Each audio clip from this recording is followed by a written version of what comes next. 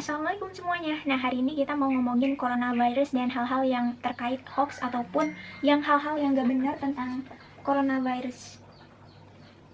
Dan hari ini aku mau ngebahas tentang orang personalnya dulu nih. Kebanyakan kan yang jual hand sanitizer, terus juga yang jual alkes-alkes yang mungkin agak kurang masuk akal gitu ya, memanfaatkan situasi pandemik ini dengan menjual beberapa produk. Kayak misalnya ada yang jual hand sanitizer yang mungkin pembuatannya tuh dengan cara yang gak benar, takarannya juga gak pas, dan gimana ya, kayak ngeciptain suatu produk yang lu jual tapi gak ada value bagusnya gitu loh, gak ada suatu kebermanfaatan buat orang yang ngebeli. Itu menurut aku jahat sih. Terus banyak juga selain hand sanitizer, kalian penjual-penjual, bukan kalian, penjual-penjual di luar sana yang ngejual sabun seolah-olah sabun biasa nggak bisa bunuh bakteri, padahal semua sabun itu pada umumnya komposisinya itu ditujuin sama, yaitu buat ngebunuh kuman. Nah, lanjut ke produk berikutnya. Ini adalah produk terobosan yang mungkin aku beberapa kali lihat di Instastory, dan di situ salah satu kandungannya adalah klorin dihidroksida, digunain sebagai zat aktif dari virus shortcut ini. Klorin dihidroksida ini memang ditunjuin buat desinfektan sama hard surface, tapi badan kita kan bukan hard surface. Nah,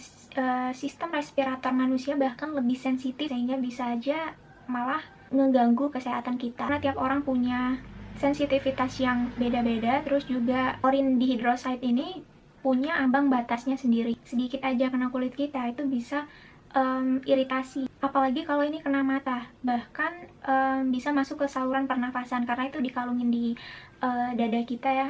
Ada lagi produk yang ngejual yaitu strong acid water. Di situ mereka ngejual air pH-nya tuh 2,5 kalau nggak salah, sama alkali water, dengan alasan ya mungkin produknya ngeklaim kalau misalnya untuk mendetoks bagian-bagian dari tubuh kita atau buat ngehalau racun yang ada di tubuh kita. Kalau misalnya dia tuh kerjanya di darah manusia gitu ya, gimana caranya bisa kerja di manusia kalau misalnya darah kita aja per sistem yang mana pH-nya itu sekitar 7,5. Kita tuh punya imbalance-nya masing-masing loh. Jadi kalau misalnya ada sesuatu yang masuk, yang hal yang kita konsumsi, itu dia langsung menyeimbangkan. Jadi mau berapapun pH yang lo minum, itu dia langsung kayak badan kita tuh hebat banget ya, bisa balancein sendiri, bisa menyeimbangkan sendiri. Terus juga ada Buningsih ya, yang ngeklaim kalau misalnya air buatannya bisa menangkal coronavirus.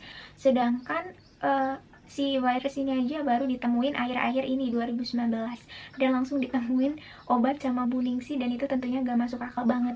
Ternyata air yang dia jual itu adalah ekstrak dari bitter melon, yang mana belum secara pasti juga, dan lain orang-orang yang ngejual produk gak jelas. Di sini juga ada suatu influencer atau influence orang-orang buat sanitizer yang caranya ngasal dan takarannya tuh nggak pas. Terus juga yang kedua, dia itu yang kedua ya, yang ke pertama kalau nggak salah dia menginfluence orang-orang buat ngebeli handscoon buat supermarket doang, padahal kan APD di rumah sakit itu kan sedikit kan nggak ngotak.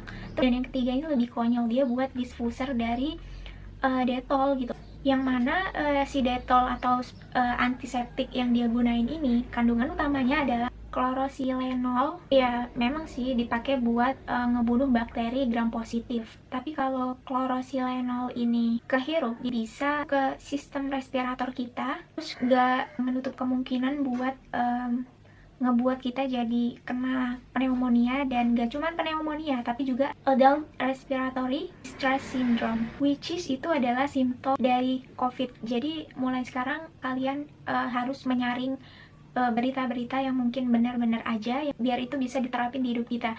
Terus juga tetap wash your hand, tetap jaga jarak, tetap aman, gak perlu panik, apalagi bingung, gak usah juga dibawa stres. Dan sebisa mungkin kalau saran aku sih, kita konsumsi yang alami-alami dulu. Kita nggak bisa ngeganti vitamin buah-buahan dengan vitamin C, itu agak kurang logik aja menurut aku. Terus juga ngeganti sayur-sayuran dengan vitamin E, dan juga ngeganti sinar matahari sama vitamin D. Jadi alangkah lebih baiknya kalau misalnya kita ngegunain atau memanfaatkan vitamin yang alami dulu, dan gak perlu minum suplemen secara berlebihan, kan sifatnya cuma pendukung. Jadi kalau misalnya kalian gak fit, baru dianjurin minum suplemen. Oke, segitu dulu, semoga bermanfaat. Wassalamualaikum semuanya.